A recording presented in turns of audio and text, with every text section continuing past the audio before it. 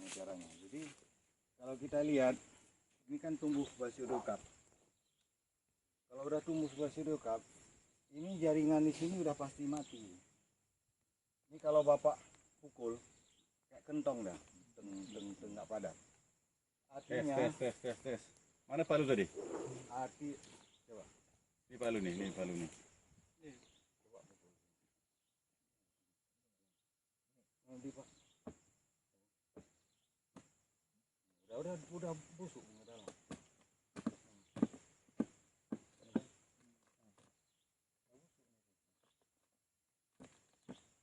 Ini bapak lihat nih. Ini udah busuk. Ini kalau bapak tojok tembus. Jadi artinya kalau sudah seperti ini, bapak cek dulu. Kalau jaringan ke sini bapak pakai ini, tahu gak gancu? Ya. Nah, jadi kalau nggak dodos, bukan dodos, yang tojok kan. Kalau dia keras, ada yang keras, itu masih bisa diselamatkan. Tapi nggak ada, kalau nggak keras, keropos, udah nggak bisa buang-buang waktu. Jadi kalau kita lihat, nah ini ya, ini akarnya. Akar udah busuk. Tadi juga ada yang kopong ya, nah, hancur. Jadi kalau sudah seperti ini, serapan air, serapan hara terganggu ke Atas. Dia nggak ada suplai makanan, nggak cukup untuk perubahan vegetatif generatif, akhirnya rapuh batang tumbang. Apalagi kalau ada rayap sama Oryctes itu mempercepat, jadi kan larva Oryctes. Nah, kemudian masalah Ganoderma kayak gini, ini kalau sudah banyak tumbuh, ini sebenarnya 8 tahun yang lalu Sudah ada. Mana Tapi- itu tadi larva Oryctes tadi mana? Tapi saya salut juga, ini ditemukan oleh estate manager. Saya salut sama Pak Belman. Dia langsung tahu, langsung atasi, langsung cari tahu bagaimana cara pengendalian Ganoderma itu. Jadi kalau saya lihat kepedulian Pak Belman ini bagus. Saya lihat nih kan, coba lihat, ini kan hampir semua pokok ini bersih, dikepras semua. Kalau di kebun lain nggak ada nih Pak, nih lebat dengan pakis.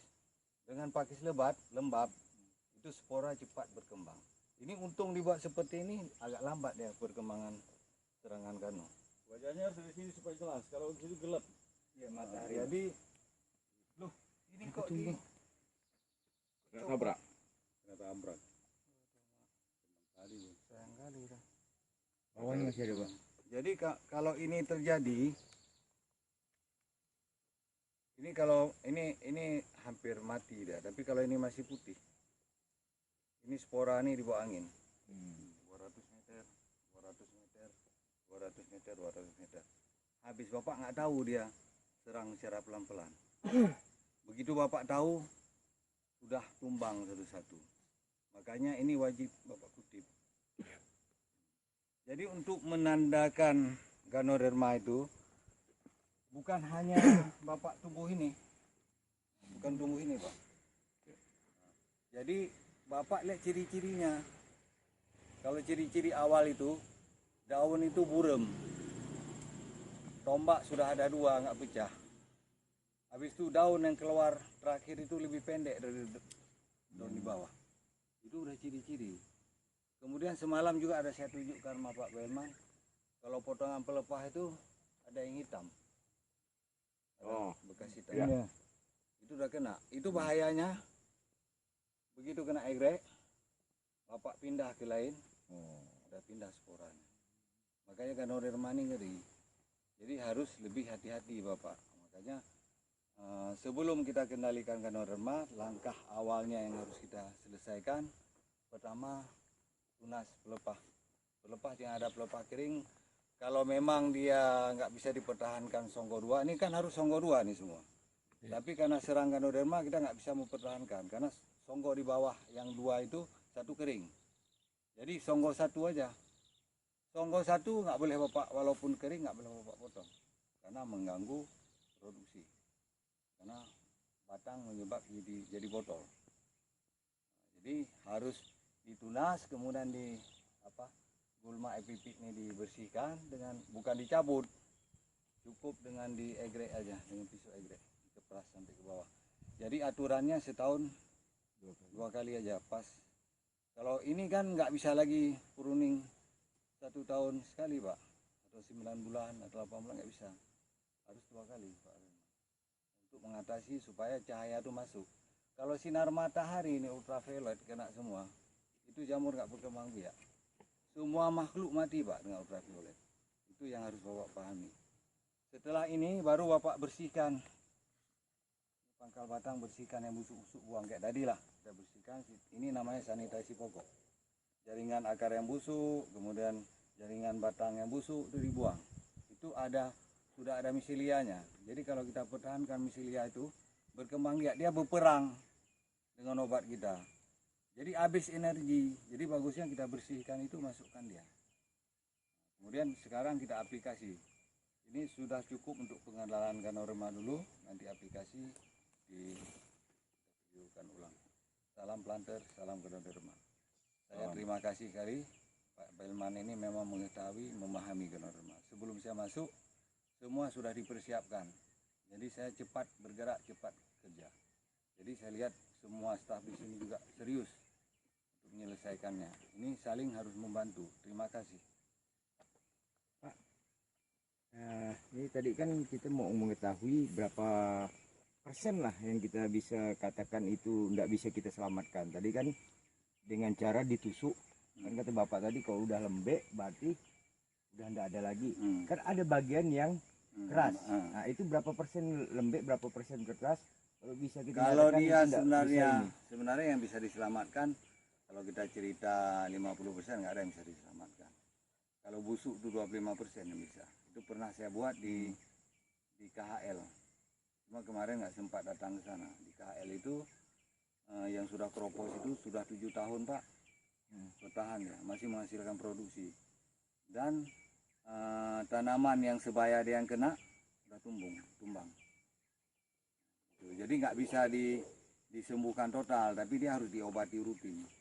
Bapak mungkin dosisnya lebih tinggi. Itu yang harus Bapak perhatikan.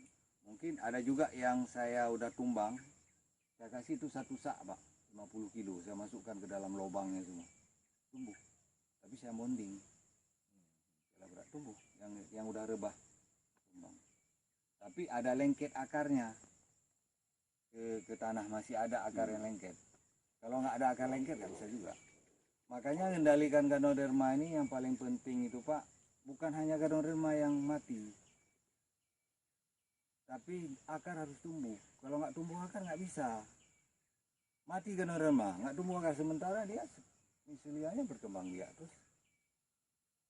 Kan jadi persoalan semua. Makanya harus saling kompak lah kerjasama, bantu Pak Belman mengatasi masalah. Yang penting Bapak pahami itu tunasan dijaga, jangan panen buah mentah, jangan overrip. Overrip itu mendatangkan jamur, bukan jamur ganoderma, jamur marasmius. Itu nanti kerjasama dia lebih rawan lagi, lebih parah lagi. Jadi usahakan ya selesaikanlah panen per kapal panen. Kalau memang kapal panen nggak bisa selesai hari ini, tambah orang selesaikan. Kalau nggak selesai juga besok sisanya selesaikan dengan tenaga serap, tapi jangan mengganggu kapal panen kedua. Itu kunci Pak. Jadi kalau nggak Bapak selesaikan seperti itu ya sulit. Kemudian ini susunan, kalau ada paret, kalau misalnya paret 21 seharusnya ini kan paret 8 baris satu apa Pak ya. Nah, kalau 8 baris itu bisa juga diletakkan di tengah, bisa juga di sini. Tapi ini 2 meter kemari, jangan kena pelepah. Kalau Bapak timbul lembab, mungkin dari sini dia bisa datang infeksi akar. Kalau sudah kena matahari, sudah nggak ada cerita, mati dia. Jadi usahakan nih 2 meter kemari, sana 2 meter. Tengahnya lah susun. Lepas dari piringan intinya Pak ya. Kalau 2,5 meter lebih bagus. Ya. Jadi artinya semua cahaya matahari itu masuk. Kemudian kita aplikasi obat dulu. Jadi coba cari yang untuk rangsang akar tadi. Ambil air. Material. Pak Aceh, ambil Pak Aceh. Ambil air 3 liter, masukkan ke situ. Berkenaan dengan tadi Pak, itu ketinggian batangnya mau kita tes dulu berapa? di bangkal batang aja. Kadang kan dia menyerang waktu itu kami dengan Pak JM pernah lihat dia dari pangkal batang itu ada yang tumbang, malahan ada yang tengah-tengah itu udah tumbang, Patah pinggang. iya Patah itu serangan after after. Yang serangan di atas kan. Cuma di atas itu yang buat serangan tuh dia buat spora. Kan ada jejak, ada spora dia Di kakinya. dia. Taruh situ, hancur. Yang putih kah Pak di bawah? Ya, yang putih. Kalau sudah di atas tuh agak sulit. Tapi mungkin kita lihat lah. Makanya kalau hari ini ada yang di atas tumbuh, tapi belum tumbang, kita coba. Kita lihat nanti. Kemarin Pak Belmon udah lihat setinggi 1 meter lah. Itu bisa rontok. Air kasih 3 liter Pak.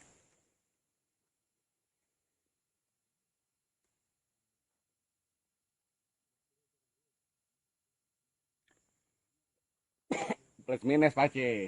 Harga kawan Ya. 3 liter. Berarti saja. kalau untuk biasanya Pak kan tadi kan kita bilang penyinaran matahari itu kan berkenaan dengan jarak tanam. Apakah tidak sebaiknya untuk Harga tanaman kawan Pak baru, C 3 liter. jarak tanamnya kita perlebar Pak? Sebenarnya jarak tanam itu, kalau gambut tuh 50 udah standar. 150 pokok tuh udah standar. Nggak ada orang sekarang nanam yang 143, 136. Karena dia gini, nanti begitu nanti umur produksi udah 9 tahun, kan ada tumbang 1-2, jatuh nanti 30. Anggap aja beli Ya, itu apa? ada disampaikan Pak JM. Kan tadi kan berkenaan dengan penyiraman matahari. Ini perangsang akar ya. Coba video ini. Ini nomor 2. Nomor 2. Bukan ke nomor 2 ini untuk apa aja, untuk kita tes di sini Cok. Kurang Pak? Nah, masukkan semua.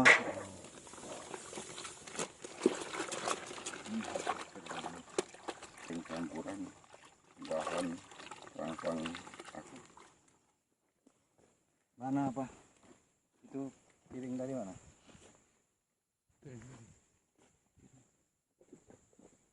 Aduh sayangnya kalau rumah. Padahal itu perlu kali saya. Membuktikan jatuhnya itu ya. Tadi waktu ditendangi itu soalnya itu. Ya, Betul dia. ya waktu saya sepak ini ya. Iyalah. Nyepak sendiri loh. Pas ke piring itu enggak? Ini suruh bawa dari piringnya. Anu, kamu anu. Alamak. Kar, ambil dulu.